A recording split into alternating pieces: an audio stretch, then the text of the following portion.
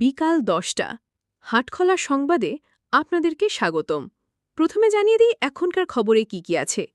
সংবাদে আছে দেশি বিদেশি সংবাদ, হারানো বিজ্ঞপ্তি, শোক সংবাদ, স্বাস্থ্যবার্তা ও আবহাওয়ার খবরাখবর।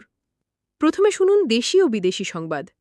আজ আমাদের ঢাকার সংবাদদাতা জানিয়েছেন, অ্যাডভোকেট জনাব তেলছোড়া যখন খুনি আসামি মুরগিচোরার জবানবন্দি নিয়ে বাসায় ফিরছিল, ঠিক তখন একদল সন্ত্রাসী উইপোকা জানাবের উপর আক্রমণ করে এবং জবানবন্দি হাত থেকে ছিনিয়ে নেয়।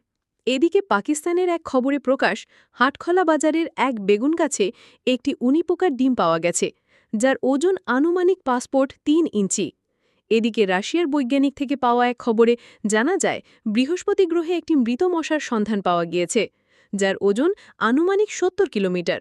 দেশের প্রখ্যাত গায়ক শেয়াল সাহেব ইন্তেকাল করেছেন। ইন্না লিল্লাহি ওয়া ইন্না ইলাইহি রাজিউন। মৃত্যুকালে তার বয়স হয়েছিল ৩ মণ ১০ কেজি। হারানো বিজ্ঞপ্তি।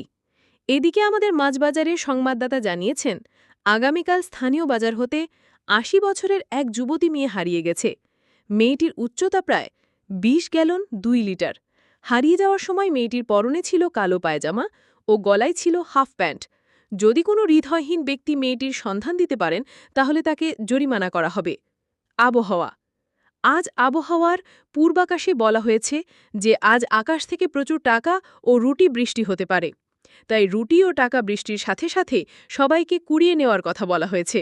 রুটি ও টাকার কথা সবাই চিন্তা করবেন না, কেননা বলা হয়েছে হাটখলা, কাঞ্চনপুর, রেলকোচিং, তেরিবাজার ও ছোট বাজারের কিছু কিছু এলাকায় এই বৃষ্টি হতে পারে।